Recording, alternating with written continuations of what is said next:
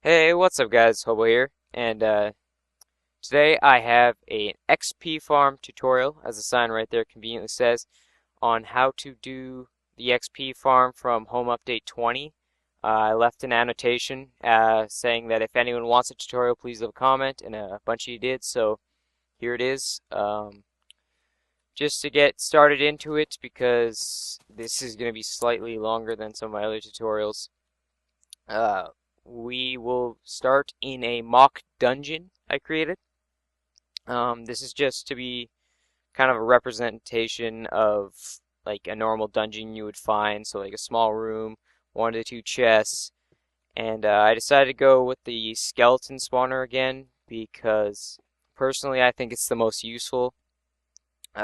Bone meal, enchanted bows, arrows. It's a lot more useful than rotten meat or the occasional armor piece. But so this is just from the beginning how to go through it all. So that's my point of reference, just to know which way I'm digging. But say you just stumbled into your freshly neutralized dungeon, and this is what you see. So you loot your chests, and you get rid of them. That's step one. You want to neutralize your spawner and get rid of the chests. So the next step is to make the room larger to maximize your spawning area for the skeletons to spawn and get pushed away by the water. So first thing you want to do is move 3 away from the spawner in all directions. So right now it's 2, so we're just going to dig out this wall. Doesn't take very long in creative. You should get a lot of a mossy cobblestone if you like that when you're digging out dungeons, and if you make multiple XP farms. I know I got a few stacks when I was making them in multiplayer. But yeah, you want to dig away 3. So just this one wall in my little design. The purpose of the glass is to see how it works when it all is completed. So as you can see, it's 3 away in all directions. The next step is the ceiling and the floor. So right now, there's room upwards for them to spawn, but I like to go 3 high above the spawner, just for that extra bit of room, just to be safe. So we'll dig out 1 in the ceiling. Someone brought up a point in the video. This is optional. You don't have to do this because from experience, it's rare that it happens, but occasionally skeletons will spawn on top of the spawner and likely won't jump down, and you want them to jump down. So if you wanted to, you can leave like 3 blocks and cover the top of the thing, or you could put say like a glowstone lamp and wire it up and have that neutralize the spawner if you ever wanted to, which I might do because my previous attempt didn't work exactly how I wanted to. But yeah, that's an optional thing you can do. They don't they very rarely spawn on top of here, but they do, and that could be like 1 skeleton that's like stopping more from spawning. So the next step, like I said, is the floor. The floor is a bit different. You want to go down 2 from the spawner. Everything's based around the spawner. So this would be the first layer. You want this because you don't want them like hopping up on the spawner or any of that stuff. You want them to fall into your currents.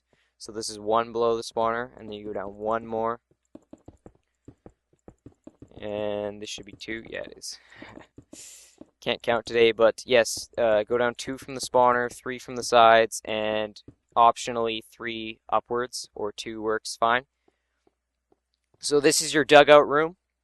You should make sure all the walls are filled in, the ceiling, the floor, because you don't want anything wandering out into caves or cave stuff wandering in. So the next thing you want to do is pick the direction that your room, your farming room will be in, and what way you want to funnel the zombies. So let's just go this way because there's lots of room this way. So you want to make an infinite water source anywhere.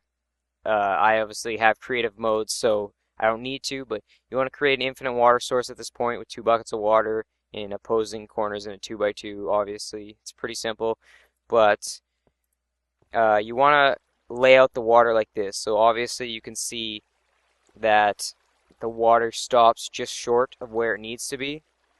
So easy solution for that obviously is to, let's just get rid of this water. You find the center of the room marked by the spawner and you go 3, 3 this way, and then you kind of like staircase it in. So when you remove the water or let the water flow again, it drops just before it like dissipates, and it goes down and it kind of starts the 8 cycle over again. So that's what you want to do for the room. Your water will be in 2 opposing corners, so it all flows into a central point. And the next step would to be make the elevator.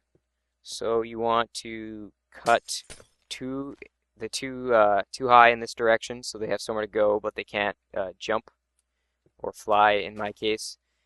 And you want to make sure you dig a tunnel that is 3 long. Oops. So this is 1, 2, 3 long. And on the 3rd block, you get rid of it.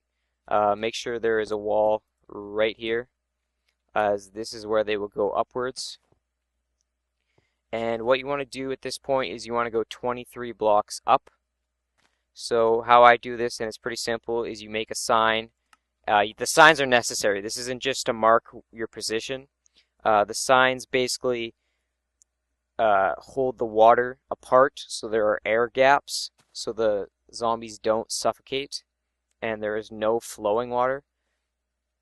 And because of this, you get an elevator that goes up that will not kill the zombies, and it will also not slow them down, like it will get them going up as fast as possible. So I'm going to cut the video right here after I show you a couple cycles of what I'm doing. So you want to go sign and every second one. So the first block would be where they come in and like mobs naturally jump in water to stay afloat. So you put a water block right there and they will hit it and go up. And then from that point you just want to alternate signs. So this would be position 4 and then another water block. And you want to do that until you get 22. So I'm going to cut the video right here and finish this upward tunnel and then come back. So see you guys in a second. Okay, we're back, guys, and I continued the tunnel upwards, and I'll go move on to the next step here. So, like I said, alternating signs moving upwards. You can use the signs to mark your position, which is very helpful. And then you want to take your infinite water source, which you can place in here as long as you fill it up later, and you just want to move up with water blocks, as you can see right there. So we'll fill it up to the 20-second mark. So we're on 18 now, so 20. Now this is the top of your thing. Your last sign should say 22. And on your 23rd block, you'll put the water over here, and you should have 1 block above your 23rd mark or 2 blocks above your 22nd mark. So basically you'll have a 24 tall pipe with a roof so they cannot jump. You want this so they can't move around much. You want to funnel them straight. With the 23rd block moving along a little channel here where it will move them 8 blocks. So this is where it ends. Now at the 9th block away from the source block, you want to move down. So you break this block. Obviously I can fly, but in your case hopefully there should be blocks beneath it, and you want to dig down 23 blocks. So I'm going to cut the video one more time and complete this tunnel down 23 blocks. So you move them up 23 and then you drop them essentially the equal height.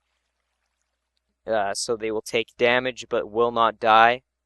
So this is how you get the one-hit method. And just to clarify something right now, a lot of people are probably thinking like, oh, why make the complicated elevator, which isn't that complicated by the way, when you could just funnel them over here and drop them 23 blocks? Well, with these spawners, they have a certain set of rules. They will only spawn, I think the limit is 6 skeletons within its range. So it won't like constantly spawn skeletons. And it will only spawn them when there's no skeletons or like less than 6 within a certain range. So what this design does is it moves them away as fast as possible and gets them out of the 8 block range. I think it's 8 blocks. I could just be pulling that out of my head, but it gets them out of range as fast as possible, so it spawns another set of 1 to 4.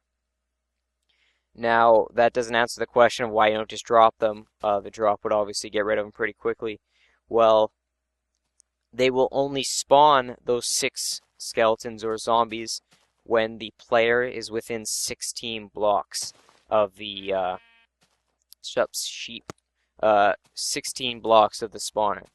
So if you drop them 23 right from here, your collection point would obviously be 23 blocks down. And that's more than 16 blocks away, obviously. So how this works is it takes them up, over, and then you're pretty much collecting right here. So you're within the range that will keep them spawning. You're essentially just like, you know, like 10 blocks away or so. This is pretty much your range. So that's the reasoning of having an elevator. I'm sure there's other ways to work it, but this is the simplest. So like I said, I will cut the video and complete the tunnel. So I'll see you guys in another second. Okay guys, we're back once again, and this is essentially the completed product right here. So obviously, your version will be underground and not glass all the way. This is for visual purposes. So I'm going to do a quick run through how it works, and then I'll cut the video again and show it working at night, likely.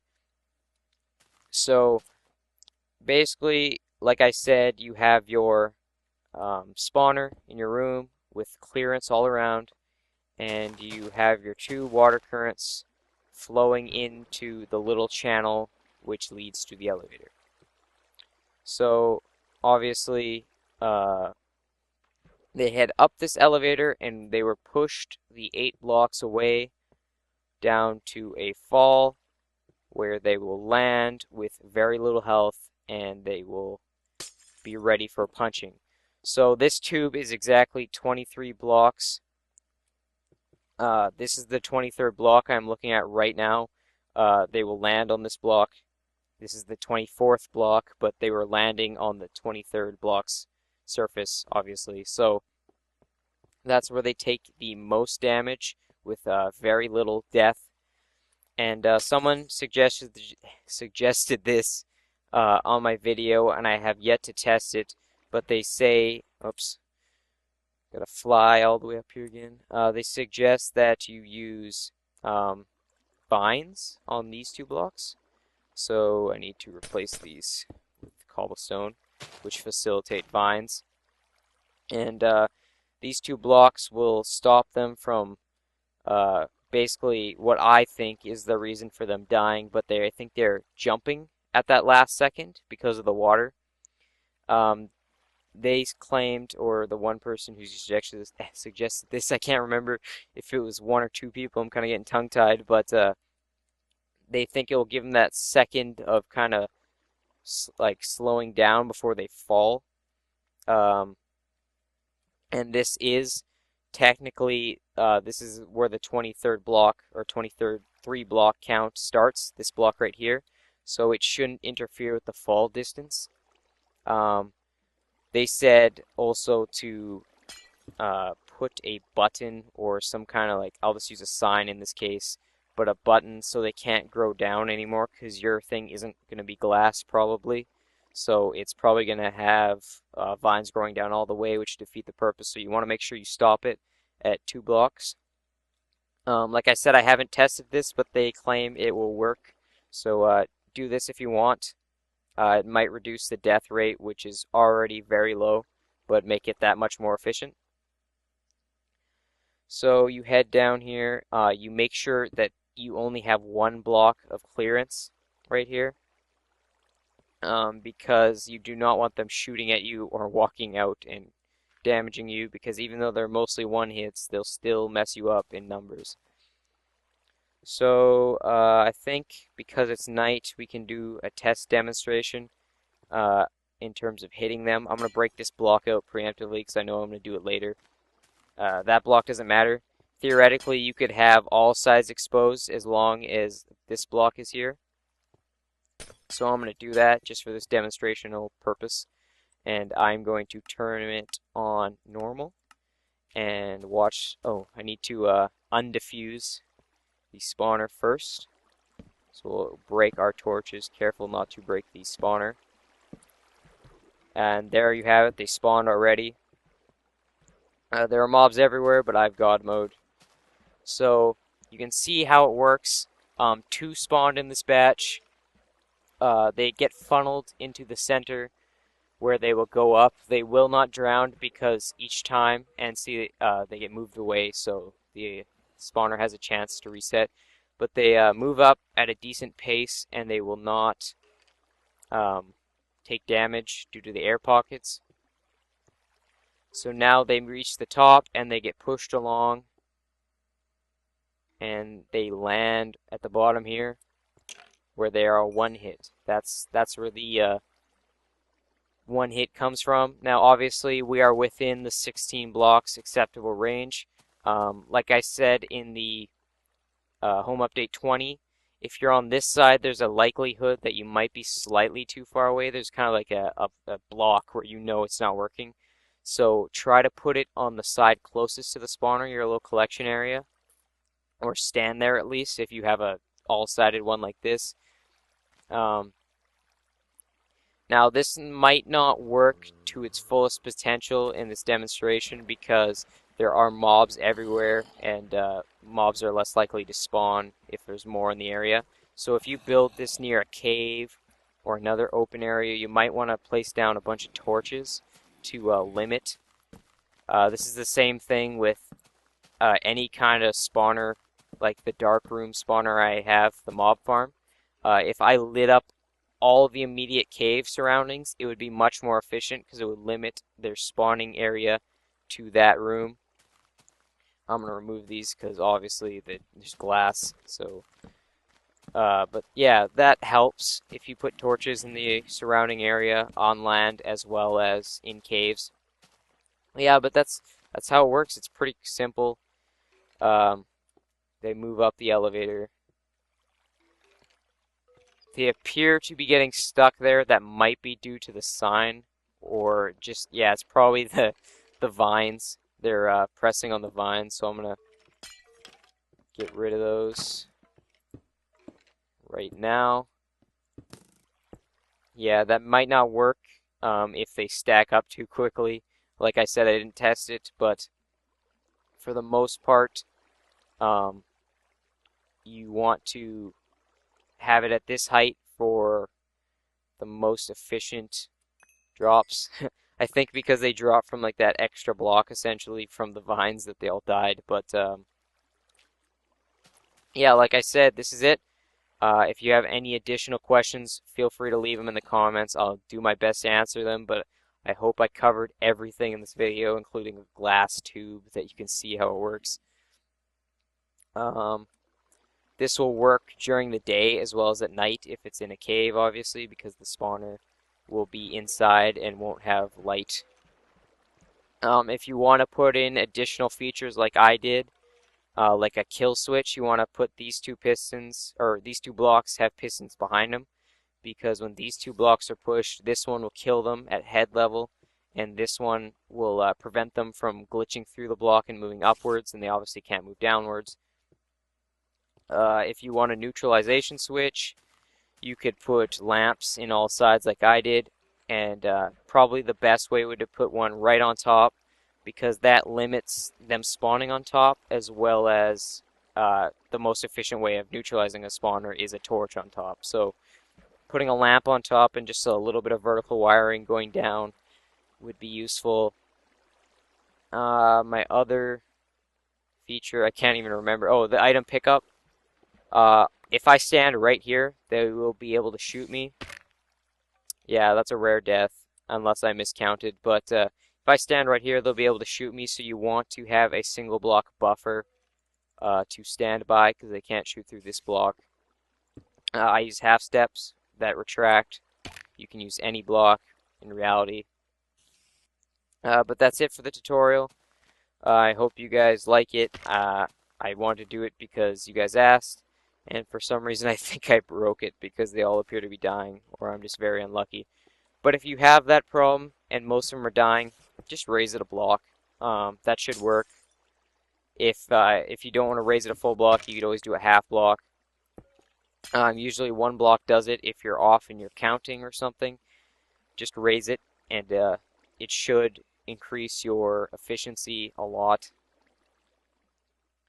And yeah, I'm just rambling at this point, trying to cover all my bases. But that's it.